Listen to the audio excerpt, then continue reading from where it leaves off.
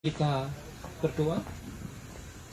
Bapa dalam kerajaan surga, sungguh hati kami bersyukur untuk semua kasih karunia, berkat, dan kemurahan yang Tuhan anugerahkan di dalam kehidupan kami, sehingga pada hari ini kami masih boleh menghampiri tahta Tuhan, menaikkan pujian, syukur, hormat kami kepada Tuhan bersama-sama dengan keluarga rohani kami, baik di greenhouse ini maupun di rumah kami masing-masing.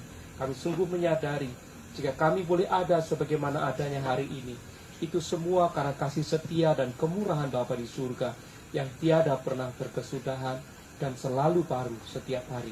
Itulah sebabnya pada pagi hari ini kami menengadahkan tangan kami kepadamu. Berkatilah kami dengan firman-Mu, sapa kami dengan firman-Mu, supaya kami boleh semakin mengerti isi hati Tuhan, semakin dikuatkan, semakin dikuduskan, semakin disempurnakan. Meskipun hidup kami dalam dunia ini, kami boleh menjadi saksi Tuhan yang baik. Terima kasih Bapa, dalam nama Yesus Kristus kami berdoa. Amin. Shalom jemaat Tuhan. Mari bersama-sama kita membaca firman Tuhan di dalam Efesus pasal yang kedua.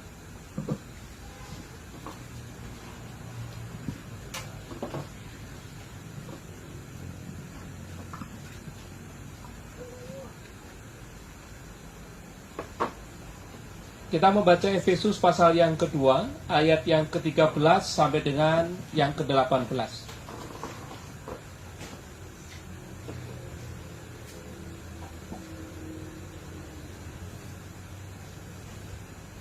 Jika sudah ketemu, kita akan membaca bersama-sama Efesus pasal yang kedua, ayat yang sudah menjadi dekat oleh darah Kristus. Karena dialah damai sejahtera kita, yang telah mempersatukan kedua pihak dan yang telah merubuhkan tembok pemisah, yaitu perseteruan.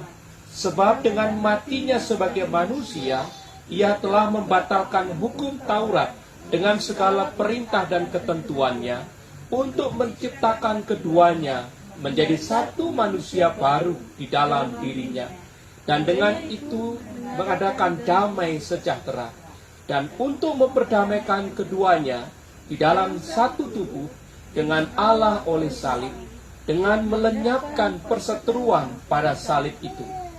Ia datang dan memberitakan damai sejahtera kepada kamu yang jauh, dan damai sejahtera kepada mereka yang dekat.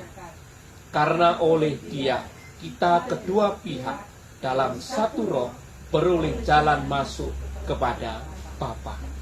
Pada pagi hari ini, saudaraku, saya mengajak kita semua merenungkan satu topik, salib Kristus itu yang mempersatukan kita.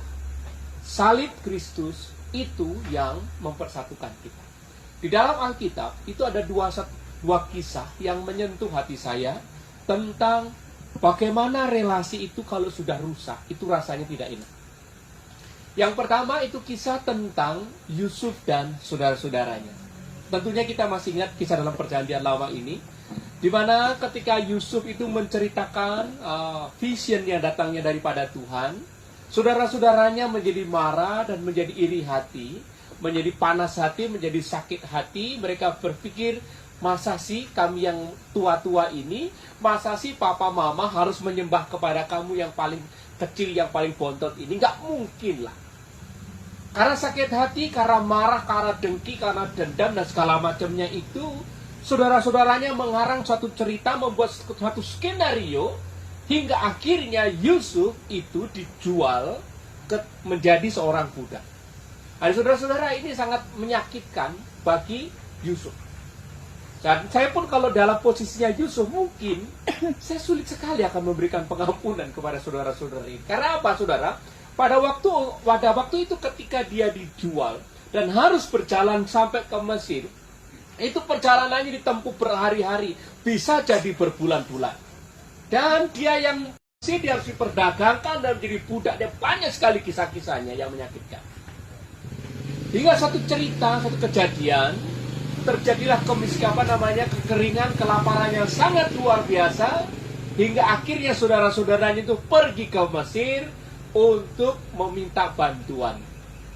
Singkat cerita, dari cerita itu Yusuf memperkenalkan dirinya kepada saudara-saudaranya dan berkata, ini loh aku Yusuf saudaramu yang dulu kamu jual itu. Aduh, kalau cerita sampai di sini, saudara, saya membayangkan diri saya sebagai saudara-saudara Yusuf itu pasti akan, kalau saya mungkin kencing di celana begitu. Karena apa? Yang saya hadapi sekarang ini adalah penguasa nomor 2 di tanah Mesir, dan nyawaku bisa kapan saja dicabut karena apa? Aku sudah berlaku jahat kepada orang ini. Tapi apa yang terjadi dengan Yusuf, saudara? Dia tetap memperlakukan saudara-saudaranya dengan baik, memberi makanan yang baik, pokoknya memberi servis semaksimal mungkin. Bahkan keluarganya pun dibawa ke Mesir untuk tinggal di tanah Goshen namanya. Saudara, semuanya berjalan dengan baik, tetapi problem itu terjadi ketika apa? Ketika papanya meninggal. Saudaranya menjadi sangat ketakutan. Sekarang simbol kita sudah nggak ada. Kalau Yusuf mau balas dendam sama kita sekarang, waktunya, karena papa mama sudah nggak ada. Tapi apa yang terjadi dalam kisah ini?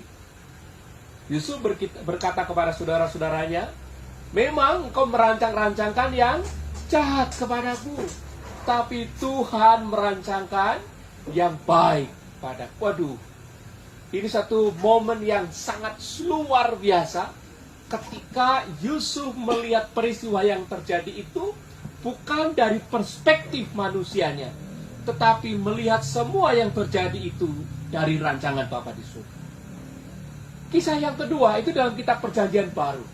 Atau ini kita ingat tentang kisah anak yang gila. Ada dua bersaudara ini ceritanya si bungsu itu merasa diri, aduh nggak enak lah hidup sama papa terus. Aku mau mandiri, aku mau menikmati hidup dengan caraku. Aku mau menikmati hidup dengan mimpi-mimpiku. Aku mau membangun hidup seperti yang aku inginkan, nggak seperti yang diinginkan atau disistemkan dalam keluarga ini. Lalu apa yang terjadi? Si anak ini minta bagiannya, minta warisannya. Lalu si anak ini pergi meninggalkan keluarganya. Ini yang menarik di Lukas pasal 15. Ketika dia pergi meninggalkan keluarganya, karena mungkin dia tidak terbiasa hidup di luar, tidak terbiasa mengelola keuangan dengan baik, akhirnya uang yang dia bawa, kekayaan yang dia bawa itu dalam waktu sekejap habis. Hidupnya yang glamor tiba-tiba menjadi sangat-sangat menderita. Tapi dalam kisah Alkitab itu ada satu pribadi yang terluka. Tapi meskipun dia terluka, dia selalu menunggu anaknya untuk pulang. Siapa itu? Si bapak. Di dalam kisah Alkitab dan Lukas pasal 15 itu dikisahkan bahwa ketika si bungsu tadi merasa diri sudah tidak sanggup lagi, dan dia mengatakan, aku akan pulang ke bapakku dan aku menjadi budaknya bapakku saja nggak apa-apa. Karena bapakku memperlakukan pembantunya sangat baik, jadi aku pulang saja ke sana dan aku akan menjadi pembantu di rumah papaku. Di kisah Alkitab, ketika anaknya itu masih jalannya jauh, papanya sudah melihat. Lalu apa yang terjadi? Papanya pergi menyambut anak itu.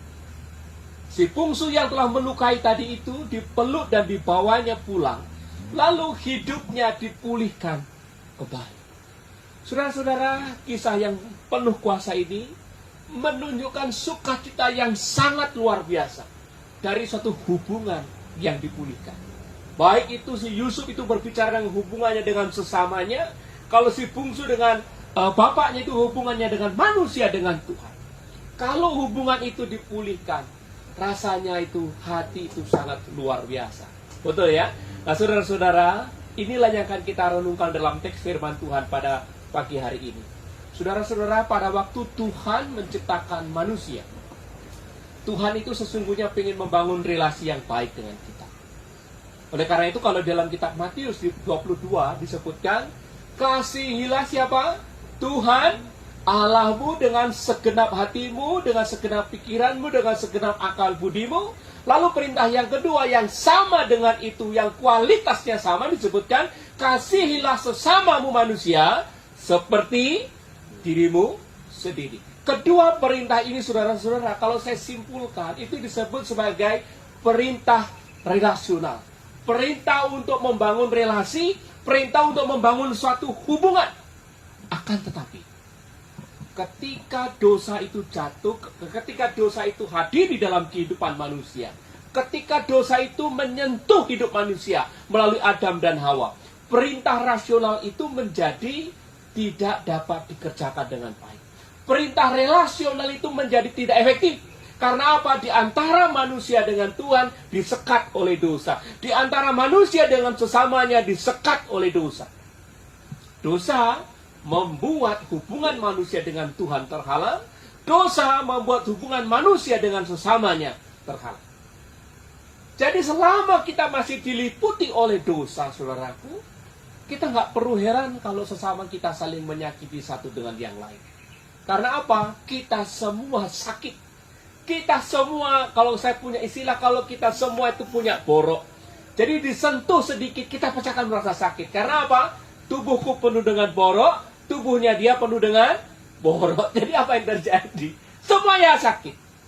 Oleh karena itu, pertanyaannya bagaimana caranya? Supaya hubungan kita dengan Tuhan jadi baik, hubungan kita dengan sesama juga jadi baik. Bahasa gampangnya, borok itu harus dibereskan. Amin. Borok itu harus dibereskan. Nah, cara membereskannya dari mana? Yang pertama, sumbernya dulu diberesin. Apa itu? Relasi kita dengan Tuhan. Karena apa, saudara? Teks firman Tuhan kita hari ini memberi pesan yang sangat luar biasa. Pesannya apa? Berdamai dengan Tuhan adalah dasar untuk berdamai dengan sesamanya. Berdamai dengan Tuhan adalah dasar kita untuk berdamai dengan sesamanya. Kalau hubungan kita dengan Tuhan sudah dipulihkan, hubungan kita dengan sesama pun akan dipulihkan. Tanpa hubungan dengan Tuhan dipulihkan, mustahil kita bisa membangun hubungan dengan sesama seperti yang Tuhan kehendaki. Sebab apa? Melalui salib Kristus, Tuhan sudah mendamaikan hubungan kita dengan dirinya dan hubungan kita dengan sesamanya. Saya beberapa hari ini mencari literatur tentang salib. Nah, di salibnya Yesus itu, saudara, bentuknya itu kayak huruf T. Mengapa kok hurufnya kayak huruf T? Karena di atasnya itu ada dipasang papan yang menyatakan inilah nama Raja orang Yahudi. Masih ingat itu ya? Jadi salibnya itu biasanya hurufnya X dan segala macam, kita huruf T pas. Tapi kalau salibnya Yesus itu huruf T, atas itu masih ada terusannya. Nah, ternyata saudara-saudara, kalau saya memahami bagian teks ini, itu ada maksudnya. Kalau yang ke atas itu memulihkan hubungan kita dengan Tuhan. Kristus memulihkan hubungan kita dengan Tuhan. Lalu yang ke samping, kiri kanan, Kristus memulihkan hubungan siapa? Kita dengan sesama. Jika tadi di awal saya ceritakan, hubungan kita dengan Tuhan rusak karena disekat oleh dosa, hubungan kita dengan sesama rusak karena disekat oleh dosa. Sekarang, dengan kematian Kristus di atas kayu salib, hubungan kita dengan Tuhan dipulihkan karena ada Kristus yang menjadi jembatan. Hubungan kita dengan sesama dipulihkan karena apa? Ada Kristus yang menjadi jembatan. Dua kebenaran ini yang saya mengajak kita semua belajar bersama-sama. Berdamai dengan Allah adalah modal atau sarana untuk membuat kita bisa berdamai dengan sesama. Yang pertama, berdamai dengan Allah, itu bisa kita perhatikan di ayat yang ke-16 sampai dengan ayat yang ke-18. Di ayat yang ke-16 sampai dengan yang ke-18, kita bisa menemukan 3 kebenaran penting yang perlu kita sadari bersama-sama. Yang pertama, Tuhanlah yang berinisiatif menyelenggarakan pendamaian kepada manusia. Tuhanlah yang berinisiatif menyelenggarakan pendamaian kepada manusia. Mari kita perhatikan di ayat yang ke-16. Firman Tuhan berkata begini, dan untuk memperdamaikan keduanya di dalam satu tubuh dengan Allah oleh salib. Dengan apa? Melenyapkan perseteruan itu pada salib. Saudara, melalui karya salib Kristus, Kristus telah membawa semua orang dari semua golongan untuk hidup berdamai dengan Allah. Nah, kata memperdamaikan di sini, saudara-saudara, itu biasa digunakan untuk menjelaskan tentang usaha orang untuk mempersatukan sahabat-sahabat yang sudah lama terpisah. Nah, saudara-saudara, terpisah itu bisa karena seteru, bisa karena pekerjaan, bisa karena kepentingan, macam-macam. Nah, kata memperdamaikan di sini, orang ini tugasnya ngumpulin orang-orang yang sudah terpisah-pisah tadi itu untuk bisa ngumpul jadi satu. Nah, kalau dalam konteks bahasa kita hari ini, kata memperdamaikan ini mungkin peranannya diambil oleh panitia reuni. Tahu ya, pernah dengar ya? Reuni sekolah, reuni SMP, reuni SMA. Dia orang yang panitianya itu akan mencari, menghubungi teman-temannya untuk bisa kumpul. Nah, saudara-saudara, perhatikan. Inilah yang digambarkan di dalam bagian firman Tuhan di ayat ke-16. Dengan demikian, ketika Rasul Paulus menjelaskan bahwa kematian Kristus di atas kayu salib untuk memperdamaikan keduanya, itu memiliki arti bahwa Kristus menunjukkan kepada semua orang bahwa Allah adalah sahabat bagi semua orang, sahabat bagi semua golongan, dan Yesus Kristuslah pribadi yang terus berinisiatif memperdamaikan. Kristuslah yang berusaha, yang terus berinisiatif mempertemukan semua orang dari semua golongan, dari semua suku bangsa, dari semua keyakinan. Untuk apa? Untuk bisa hidup rukun kembali dengan Tuhan. Dan disebutkan di sana, barang siapa percaya kepada karya salib Kristus, maka ia otomatis beroleh pendamaian dengan Allah. Sebagaimana yang disaksikan dalam Roma pasal yang kelima ayat 1. Saya bacakan bagi kita. Sebab itu, kita yang dibenarkan karena iman. Karena iman di sini memiliki arti karena percaya pada karya salib Kristus. Kita hidup dalam damai sejahtera dengan Allah oleh karena Tuhan kita, Yesus Kristus. Jadi dasar untuk kita bisa kembali kepada Tuhan, dasar untuk kita bisa kembali berhubungan dengan Tuhan, bukan dengan karena kita berbuat baik, bukan karena kita taat menjalankan kewajiban agama kita, tetapi karena Tuhan berinisiatif memperbaiki hubungan itu. Melalui siapa? Yesus Kristus yang menjadi jembatannya. Melalui Yesus Kristus yang menjadi mediatornya. Amin. Yang kedua, kebenaran yang kedua di ayat yang ke-17 yang menyatakan bahwa perdamaian yang diinisiasi oleh Tuhan itu diperuntukkan, ditujukan atau terbuka bagi semua orang, semua golongan, semua keyakinan. Jadi Kristus mati di atas kayu salib itu, saudara-saudara, tidak hanya dihususkan untuk orang Kristen, tidak. Kematian Kristus di atas kayu salib itu terbuka untuk semua orang. Terbuka bagi siapa saja. Dari suku bangsa mana saja. Dari keyakinan apa saja. Dari mana kita bisa tahu firman Tuhan berkata, ia datang dan memberitakan damai sejahtera kepada kamu yang jauh. Di ayat yang ke-17. Dan damai sejahtera kepada siapa? Mereka yang dekat. Kata ini merupakan parafrase dari Yesaya 57 ayat 19. Siapakah yang dimaksud yang jauh? Dan siapakah yang dimaksud dengan yang dekat?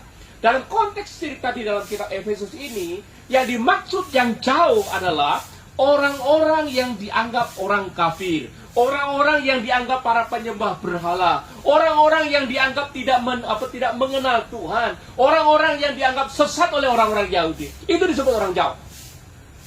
Lalu siapa yang disebut dengan orang dekat di sini adalah orang-orang Yahudi yang merasa diri dekat dengan Tuhan. Orang-orang Yahudi yang merasa diri memiliki kunci surga itu. Dan Kristus datang untuk memperdamaikan. Kristus datang untuk mempersatukan semua orang, semua golongan, semua keyakinan. Untuk apa? Untuk dapat kembali bersahabat dengan Tuhan. Amin. Di sisi yang lain, ayat 17 ini memiliki makna bahwa semua orang, semua golongan, semua keyakinan membutuhkan kabar baik tentang pendamaian yang diinisiasi oleh Allah melalui pencurahan darah Kristus di atas kayu salib. Itulah sebabnya di dalam Matius 28, firman Tuhan berkata, karena itu pergi. Tuhan mengutus kita untuk apa? Menceritakan, mewartakan kabar baik ini bahwa Tuhan yang mulia itu, Tuhan yang agung itu, Tuhan yang sempurna itu telah menginisiasi pendamaian bagi manusia yang berdosa, supaya manusia berdosa itu tidak lagi hidup dalam dosa dan tidak masuk ke dalam penghakiman kekal. Caranya bagaimana? Dia menyuruh firman hidup itu untuk datang ke dalam dunia, mati di atas kayu salib, supaya apa? Setiap orang yang percaya kepada Yesus tidak binasa, melainkan beroleh hidup yang kekal. Amin. Jadi saudara, kita hanya bisa masuk surga bukan karena kita berbuat baik, bukan karena kita rajin menjalankan kewajiban agama kita. Kalau itu jadi alasan kita, sesempurna apa kita harus menjalani? Kalau kita masuk surga karena rajin menjalankan kewajiban agama kita, apakah bisa menjamin seluruh hidup keagamaan kita akan sempurna? Tidak. Sementara kalau nggak sempurna, satu pun tidak sempurna, Tuhan tidak akan pernah terima. Kalau kita harus masuk surga karena kita berbuat baik, sebaik apapun apakah yang bisa kita buat? Apakah seluruh hidup kita bisa terus berbuat baik? Jawabannya tidak. Ada satu saja yang tidak baik, Tuhan tidak mau terima. Karena firman Tuhan berkata, kuduslah kamu sebab aku kudus. Jadi oleh karena Tuhan tahu kita tidak mampu, Tuhan tahu kita tidak sanggup, maka Tuhan menginisiasi pendamaian itu melalui kematian Yesus Kristus di atas kayu salib. Di atas kayu salib, Kristus telah membayar semua tuntutan hukum Taurat, semua prasyarat yang harus ditanggung oleh manusia. Semuanya sudah diselesaikan Kristus di atas kayu salib. Nah, sekarang yang ketiga. Jadi inisiasinya Tuhan diperuntukkan bagi semua orang. Lalu di ayat yang ke-18, dampak dari pendamaian ini apa? Ada semua orang yang percaya beroleh jalan masuk kepada Bapa. Ini indah sekali saudara-saudara formula yang disampaikan oleh Rasul Paulus. Pendamaian itu diinisiasi oleh Tuhan, diperuntukkan kepada semua orang, semua golongan, semua keyakinan dari suku bangsa manapun.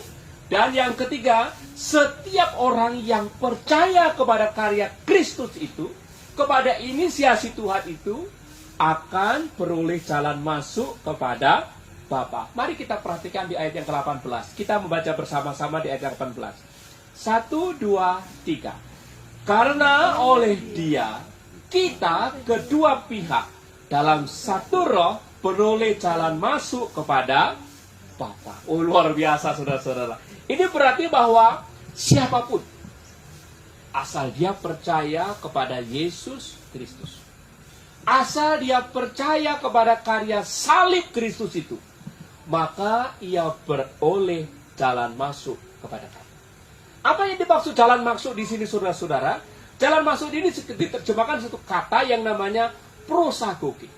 Kata ini biasanya digunakan untuk menunjuk, pertama, satu orang itu yang punya tugas, kalau ada tamu-tamu kenegaraan, orang itu yang akan memperkenalkan kepada sidang umumnya. Orang itu jadi announcernya. Jadi nggak boleh sembarang orang ngomong, hanya orang itu yang bisa ngomong, memperkenalkan. Kata prosagoge ini juga untuk menggambarkan tentang satu orang yang punya tugas membawa orang-orang tertentu yang pengen ketemu dengan raja. Dan hanya orang ini. Raja hanya akan mendengar atau bertemu dengan tamu-tamu kalau orang ini yang membawa. Itu namanya prosagoge. Kata ini saudara-saudara juga memiliki arti bahwa suatu hak istimewa untuk berbicara empat mata dengan raja. Nah, saudara-saudara, ini menariknya. Inilah yang dimaksud dengan jalan masuk kepada Bapa yang dimaksudkan oleh Rasul Paulus. Artinya apa? Kita yang telah percaya kepada Kristus, kita yang percaya kepada karya salib Kristus itu, kita beroleh hak istimewa untuk apa? Berbicara empat mata dengan Bapa di surga. Luar biasa bukan? Ayo coba colek kiri kanannya, kamu punya hak istimewa. Kasih tahu saudaranya. Luar biasa kan? Kita punya hak istimewa untuk ngapain? Untuk berbicara langsung kepada siapa? Bapa di surga. Nggak perlu perantara lagi. Kita begitu percaya kepada Kristus, Kita boleh mengadukan masalah kita. Kita boleh mengadukan kesepian kita. Kita boleh mengadukan kesedihan kita. Kita boleh mengadukan duka dan air mata kita. Kita bisa mengadukan kekhawatiran kita. Dan itu pasti didengar. Karena apa? Kita bicaranya empat mata. Amin, saudaraku. Kalau kita titip omongan ke orang, tambah iya, ya kan? Kita titip uang ke orang, kata orang tua saya dulu, kalau kamu titip uang ke orang, kurang pasti. Nambah? Tidak. Kalau kamu titip omongan ke orang, kurang tidak, nambah pasti. Katanya begitu ya. Tetapi kalau ini coba bayangkan. Kita ini ngomong langsung kepada Bapa di surga. Aku dan Tuhan ngomongnya empat mata. Bukankah ini satu hal yang luar biasa? Inilah dampak dari pendamaian yang Tuhan berikan kepada kita. Jadi apapun kondisi hidup kita hari ini, kabar baiknya dari kitab Efesus. Engkau dan saya boleh mengadukan perkara itu kepada Bapa di surga. Kapanpun, apapun kondisi yang kita hadapi. Dan dia pasti mendengar. Karena apa? Kita ngomongnya empat mata. Amin. Nah, pertanyaannya, apakah hak istimewa ini, hak istimewa untuk berbicara empat mata ini, terbuka bagi semua orang?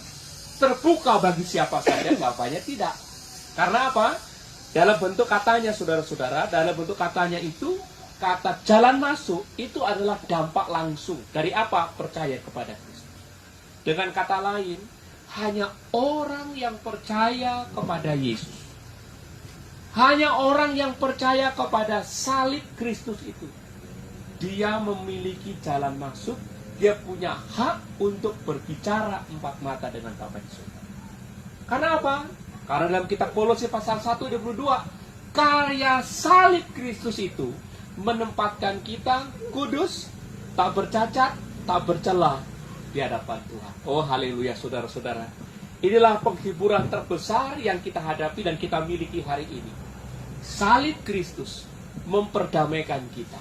Sehingga kita bisa berinteraksi dengan Tuhan. Kita bisa menghadap Tuhan. Kita bisa berbicara kepada Tuhan. Empat mata.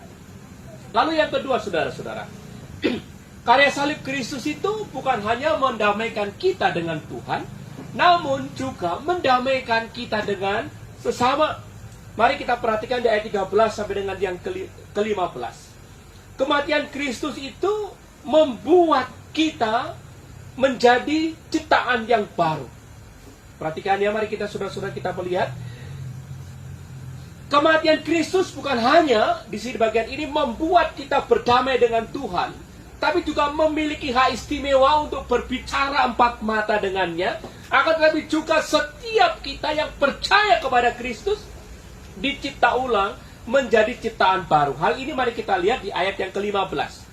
Firman Tuhan berkata di ayat 15 begini, sebab dengan matinya sebagai manusia, ia telah membatalkan hukum Taurat dengan segala perintah dan ketentuannya untuk menciptakan keduanya menjadi satu manusia baru dalam dirinya, dan dengan itu mengadakan pendamaian, mengadakan damai sejahtera. Dalam bahasa Yunani-nya, saudara, ada dua kata untuk menyebutkan baru. Kata yang pertama namanya neos. Neos itu berarti baru sehubungan dengan waktu. Misalnya orang baru potong rambut, kita ngomongnya mengatakan apa? Ih, rambutnya baru. Rambutnya baru karena bentuknya baru. Nah, kata yang kedua, saudara-saudara, bukan hanya baru, itu bukan hanya neos, tapi kainos. Kainos ini berbicara tentang kualitas, berbicara tentang sifatnya yang berbeda dari sebelumnya. Nah, inilah yang dimaksudkan baru oleh Rasul Paulus. Fisiknya boleh tetap, tapi kualitasnya yang berbeda. Dan sebab firman Tuhan katakan, barang siapa yang ada di dalam Kristus, ia adalah ciptaan yang baru, yang lama sudah berlalu, sesungguhnya yang baru sudah datang. Ini berbicara tentang kualitas, berbicara tentang sifat yang baru yang dulu tidak ada. Nah, saudara-saudara, inilah yang dimaksud baru di sini. Bukan berarti kalau kita jadi orang Kristen lalu kehilangan kebalian kita, kehilangan kejawaan kita. Bukan. Tapi yang dimaksud baru ini sifatnya. Yang dimaksud baru ini berbicara tentang nilai hidupnya, berbicara tentang cara pandangnya, berbicara tentang belief sistemnya, berbicara tentang tujuannya, berbicara tentang prioritasnya. Yang tidak lagi untuk dirinya sendiri, tapi untuk kemuliaan Tuhan. Saudara-saudara, sehingga tidak lagi disebutkan di sini ciptaan baru di sini tidak lagi menganggap sesamanya lebih tinggi atau lebih rendah, melainkan melihat sesamanya itu memiliki nilai yang sama di hadapan Kristus, yaitu apa? Para pendosa besar yang telah beroleh anugerah. Ini yang dimaksud baru di sini. Kita tidak lagi melihat sesama kita dengan lebih tinggi atau lebih rendah, tapi kalau saya punya istilah, kita ini sama-sama sakit, yang sama-sama sedang disembuhkan, dan sudah disembuhkan oleh darah Kristus. Amin. Sehingga kalau kamu jatuh dalam dosa, tugasku bukan menghakimi kamu. Tugasku adalah menemani kami, menolong kamu supaya apa? Supaya kamu jadi lebih baik. Nah, ini yang menarik dalam bagian ini. Sehingga jika kita menyadari kebenaran ini, saudara-saudara, kita tidak lagi bertumbuh menjadi orang yang sombong. Kita tidak lagi bertumbuh menjadi orang yang egois. Kita tidak lagi menjadi orang yang berfokus kepada diri sendiri. Karena apa? Karena begitu kita percaya kepada Kristus, kita sudah dilebur menjadi satu tubuh di dalam Kristus. Dalam kitab Yesus pasal yang keempat disebutkan Kristus sebagai kepala, dan kita sebagai siapa? Anggota-anggota tubuh. Jadi saudara-saudara, siapapun yang Tuhan hadirkan di Kairos ini, please, terima dia. Perlakukan dia dengan penuh cinta. Seperti apa? Seperti Kristus sudah menerima dan memperlakukan kita. Amin. Jika ada saudara kita yang melukai kita, buka hati untuk memberikan pengampunan kepada dia. Sebagaimana apa? Kristus sudah mengampuni kita. Jika ada keluarga kita yang sakit, jika ada keluarga kita yang lemah, jika ada keluarga kita yang jatuh, jangan tinggalkan dia. Tapi tolong dia, temani dia, dampingi dia, sebagaimana Kristus menolong dan mendampingi kita. Amin. Karena apa? Karena jemaat ini semuanya baru.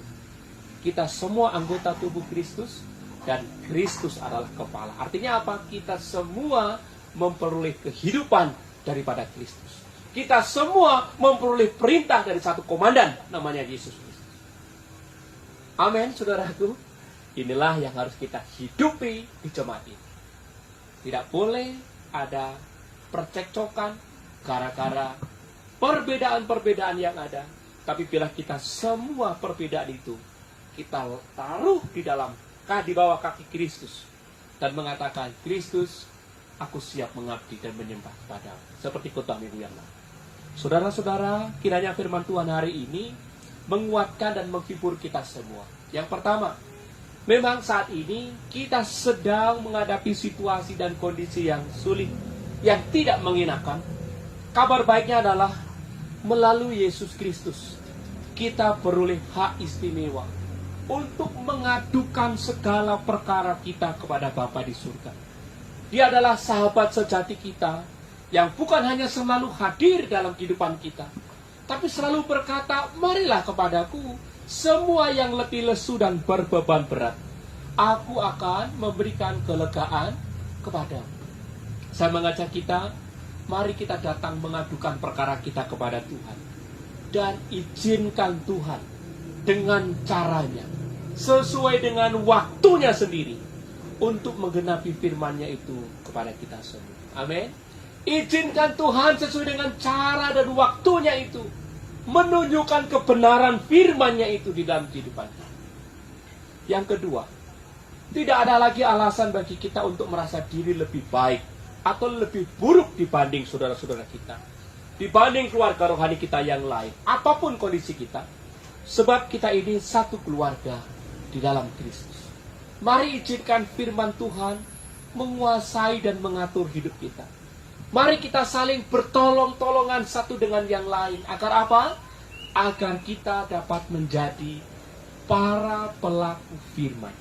Agar kita dapat menjadi saksi-saksi Kristus di tengah-tengah dunia yang tidak baik. Tuhan memberkati kita, mari kita berdoa.